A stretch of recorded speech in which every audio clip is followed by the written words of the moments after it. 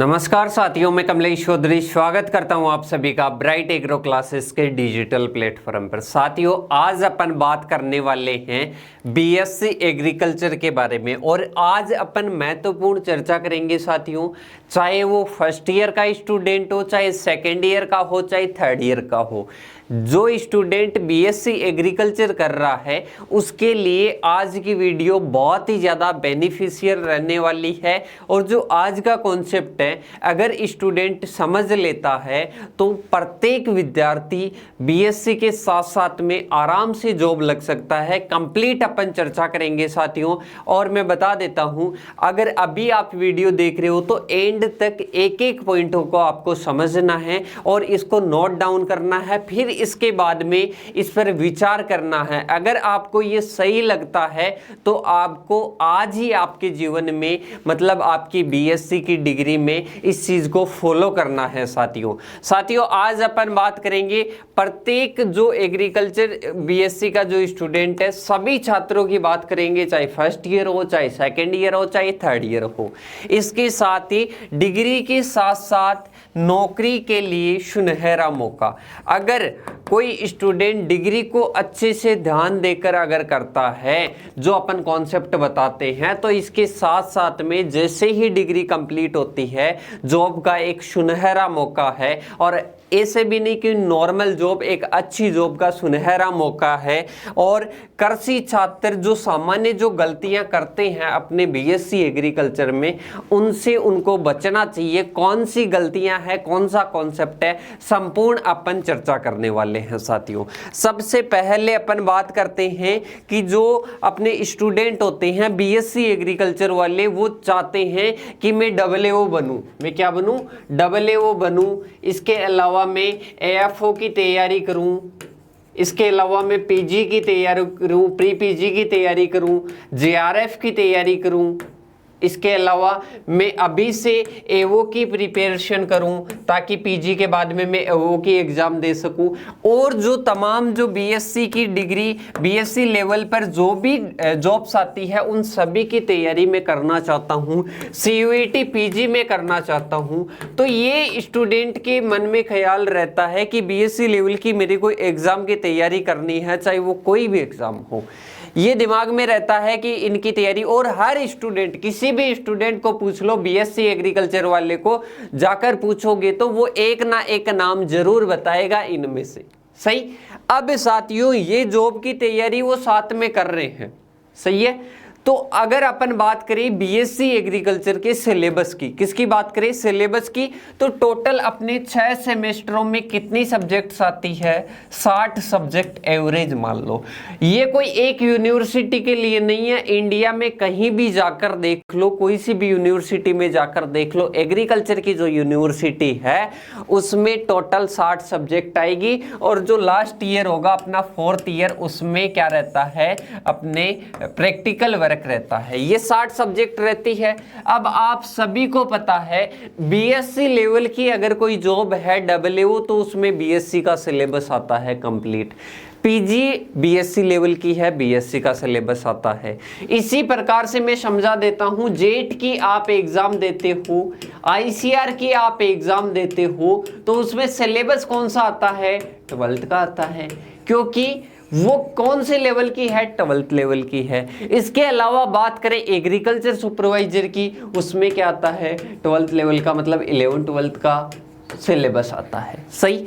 अगर बात करें अपने जो बीएससी एग्रीकल्चर की जो भी जॉब लगेगी, चाहे वो बीएससी एग्रीकल्चर की AAO हो, AFO हो, कोई भी एग्जाम हो, उसमें बीएससी लेवल का क्या आता है? सिलेबस आता है। अब ध्यान से समझना, टोटल सब्जेक्ट कितनी रहती है? 60 सब्जेक्ट रहती है।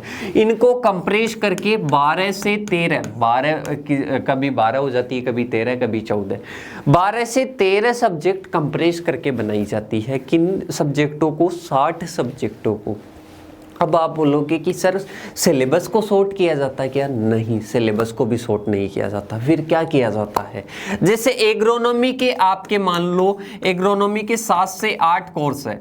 कितने हैं? 7 से 8 कोर्स है तो उनको एक माना जाता है। हॉर्टिकल्चर के आपके 4 से 5 कोर्स है, उनको एक माना जाता है। इकोनॉमिक्स के 4 से 5 हैं, उसको एक माना जाता है। एंटोमोलॉजी के 3 से 4 हैं, उनको एक माना जाता है। इसके अलावा ब्रीडिंग के आपके 3 से 4 है, उनको एक माना जाता है। जो भी अपने 60 सब्जेक्ट है उनको इसी प्रकार से कंप्रेस करके 12 से 13 सब्जेक्ट में कन्वर्ट कर दिया जाता है।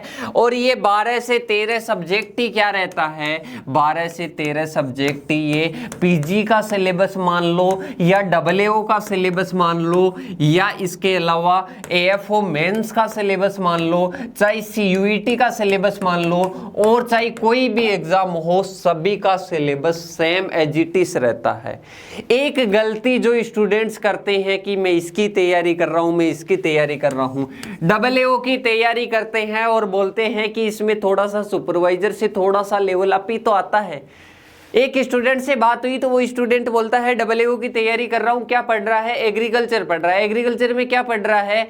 एग्रोनॉमी, हॉर्टिकल्चर और एनिमल पढ़ रहा हूं। तो भाई साहब एनिमल ये 3 सब्जेक्ट ही थोड़े ना आती है, टोटल 12 से 13 सब्जेक्ट आती है। सिलेबस तो उठाकर देखो, 12 से 13 सब्जेक्ट में 120 क्वेश्चन पूछे जाते हैं। और जो पीजी की अपनी एग्जाम होती है उसमें 12 सब्जेक्ट आती है, टोटल 100 क्वेश्चन आते हैं। एएफओ मेंस में 60 क्वेश्चन आते हैं और टोटल बीएससी से आते हैं। सीयूईटी में 75 क्वेश्चन आते हैं और वो टोटल बीएससी से आते हैं। इस कॉन्सेप्ट को एक बार देखना साथियों कि टोटल अपनी 12 से 13 सब्जेक्ट वो कौन सी है जो कि 60 को कंप्रेस करके बनाई गई थी। किनको?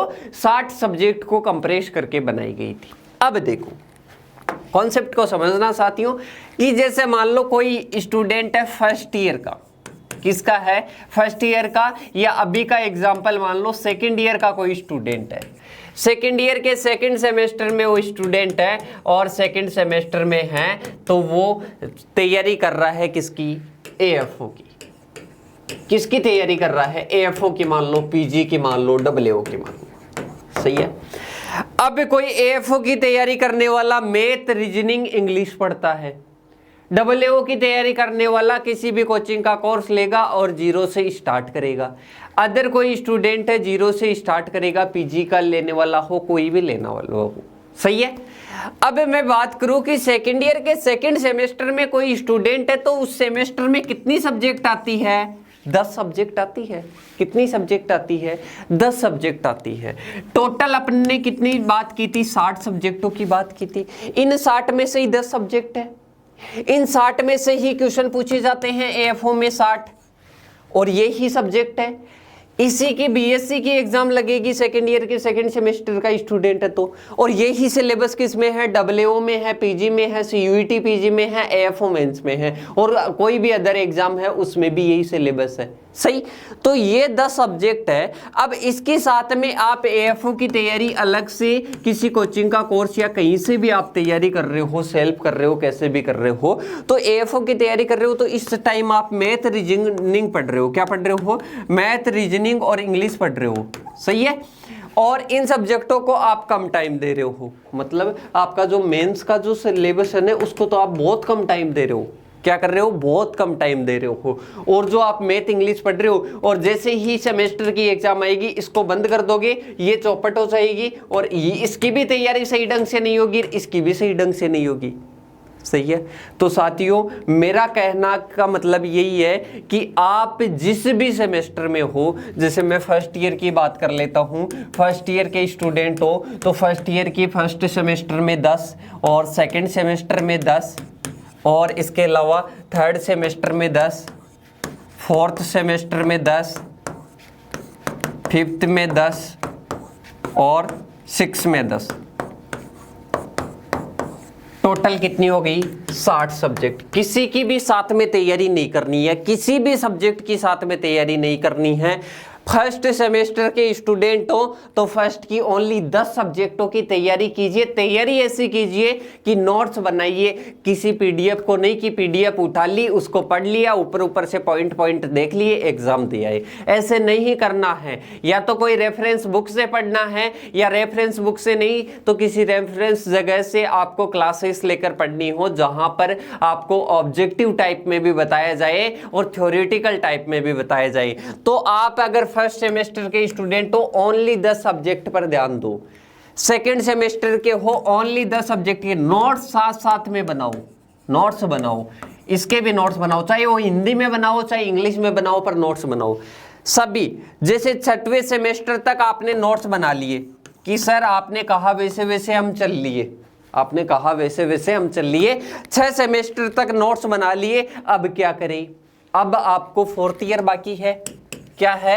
4th ईयर बाकी है। 4th ईयर में आपके पास में 6 सेमेस्टर के नोट्स है। 6 सेमेस्टर के नोट्स का रिवाइज करो। क्या करो? रिवाइज करो। और जो बोलते हैं ना कि एएफओ में मैथ, रीजनिंग और इंग्लिश आती है, तो वो 4th ईयर में पढ़ो। कब पढ़ो? क्योंकि आप 3rd ईयर में एग्जाम नहीं दे सकते, डिग्री चाहिए उसके लिए। तो 4th ईयर में आप क्या करो? मैथ, रीजनिंग, इंग्लिश की तैयारी करो और इसके साथ साथ में इनका क्या करो? मैटर आपके साथ में तैयार है, बस आपका इनको रिवाइज करना है। AA के स्टूडेंट हो तो 120 तो किसके आते हैं? इनमें से आते हैं। 120 क्वेश्चन का रिवाइज करना है, आपका मैटर तैयार है। ओनली किसकी करनी है तैयारी? 30 क्वेश्चन आते हैं अपने जीके के, उसकी तैयारी करनी है। सीयूईटी पीजी में कंप्लीट ये आता है, इसका ओनली रिवाइज करना है 4th ईयर में 1 साल तक। इसके बाद में अगर बात करें अपन प्री पीजी की, ओनली रिवाइज करना है, इसके बाहर कुछ भी नहीं जाएगा, एक लाइन भी नहीं जाएगी। इसके साथ ही बात करें कि सर आप बोलते हो बार बार कि 0% कंपटीशन है। बिल्कुल 0% कंपटीशन है। आपके साथ वालों को देख लो कि क्या करते हैं, नाम करते हैं एएफओ की तैयारी कर रहा हूं और जिस सेमेस्टर में है उसकी तैयारी नहीं करते, क्योंकि वो भी तो एक पार्ट है ना, जो आप एएफओ की तैयारी कर रहे हो उसका वो भी तो पार्ट है ना। तो उसी पार्ट को मजबूत कर लो, बीएससी की भी तैयारी हो जाएगी, उसकी भी तैयारी हो जाएगी। तो वो नाम कर रहे हैं ओनली 0% कंपटीशन है। अगर आप 3rd ईयर तक उन सभी का नोट्स बना लेते हो 100% सिलेबस हो जाता है। ओनली 4th ईयर में क्या करना है? रिवाइज करना है। क्या करना है? रिवाइज करना है। तो आप जिस टाइम रिवाइज करोगे उस टाइम लोग नोट्स बनाएंगे या नोट्स ढूंढेंगे और डिप्रेशन के शिकार रहेंगे। तो 0% कंपटीशन हुआ नहीं हुआ कि आप तो रिवाइज कर रहे हो सभी नोट्सों का, आपके नोट्स है, कॉन्सेप्ट भी क्लियर है, क्योंकि बीएसए में पढ़ा है तो कॉन्सेप्ट क्लियर करके पढ़ोगे। वो कहीं से नोट्स कबाड़ेंगे और उस टाइम देखेंगे कौन सी लैंग्वेज में पढ़ना है, कहां से पढ़ना है, शॉर्ट पढ़ना है, डीपली पढ़ना है। तो सही साथियों, तो ये कॉन्सेप्ट अगर किसी स्टूडेंट को पता है तो वो स्टूडेंट कोई भी एग्जाम हो आराम से फाइट कर सकता है। इसके साथ ही एग्जाम्पल मैं समझा देता हूं आपके ऊपर बीती हुई है। चलो मान लो ये चीज तो नहीं बीती हुई, पर बीती हुई चीज मैं आपको बता देता हूं। 11th या 12th जब आप थे, आपको पता था कि जेट की एग्जाम लगेगी, सही है, और आपको यह भी पता था कि यही सिलेबस आता है, सही, या मान लो आपने ध्यान नहीं दिया, सही। अब आपने 11th 12th में जब पढ़ी, 11th 12th में आपने पढ़ी, तो 11th 12th में आपने सिलेबस को अच्छे से नहीं पढ़ा, अच्छे से नोट्स नहीं बनाए, सही। एग्रीकल्चर, बायोलॉजी, केमिस्ट्री के नोट्स नहीं बनाए आपने, सही। अब आपने जैसे ही 12वीं होती है, इसके बाद में आपकी आंखें खुलती है कि अब तो जेट की भी तैयारी करनी है, कॉलेज में एडमिशन कैसे होगा। तो आप फिर क्या करते हो? 11th 12th के नोट्स बनाना स्टार्ट करते हो और 1 साल बर्बाद करते हो। क्या करते हो? 1 साल बर्बाद करते हो। और जो स्टूडेंट 11th 12th को अच्छे से पढ़ लेता है, अच्छे से नोट्स बना लेता है, ऑब्जेक्टिव टाइप से पढ़ लेता है, उसका 12th के साथ साथ में सिलेक्शन हो जाता है। 1 साल बर्बाद नहीं होती है, आपसे ज्यादा उनका तीव्र दिमाग होता है, सही है। तो साथियों, अगर ये कॉन्सेप्ट आपके साथ में हुआ होगा, बहुत सारे स्टूडेंट्स के साथ में होता है, जो 11th 12th के साथ में अच्छे से पढ़ता है उसका सिलेक्शन हो जाता है और नहीं होता। एक और कॉन्सेप्ट समझना जो मैंने बताया था, अगर आपको मान लो जेट की तैयारी करवा रहे हो और बहुत सारे स्टूडेंट बोलते हैं ना कि मैं AA की तैयारी कर रहा हूँ, AFO की तैयारी कर रहा हूँ। जैसे आपको 11th में और 12th में आप बोलो कि मैं जेट की तैयारी कर रहा हूँ, तो जेट की तैयारी के लिए आप 11th में तो 12th की सब्जेक्ट पढ़ते हो, 12th में 11th की सब्जेक्ट पढ़ते हो, तो इतना उल्टा क्यों चल रहे हो? आपको 11th में 11th को ही अच्छे से पढ़ लो, 11th में 11th को ही अच्छे से पढ़ लो, 50% सिलेबस कवर होता है।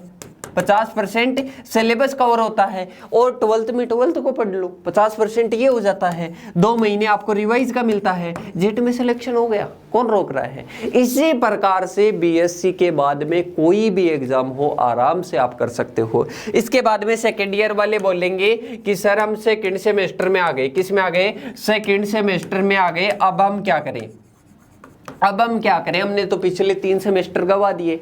कोई दिक्कत नहीं है साथियों, आपको क्या करना है, आपको करना है जो आपके 3 सेमेस्टर हैं आगे के क्या है, 3 सेमेस्टर हैं, उन 3 सेमेस्टर में कितनी सब्जेक्ट है, 30 सब्जेक्ट है, मतलब 50% सिलेबस आपके हाथ में है। कितना है, 50%। तो 50% सिलेबस हो रहा है। और जो स्टूडेंट बोलता है ना कि मैं एफओ की तैयारी कर रहा हूँ, डब्ल्यूओ की कर रहा हूँ, तो आप जैसे फर्स्ट सेमेस्टर की सेकेंड ईयर के सेकेंड की तैयारी कर रहे हो, तो फर्स्ट ईयर के सेकेंड की तैयारी कर लो, इसके साथ में ही रिवाइज कर लो। उसके लिए मैं बुक भी बताता हूं कि कौन सी बुक है, कहां से पढ़ना है, ये सारी चीजें अपन बाद में बात करेंगे।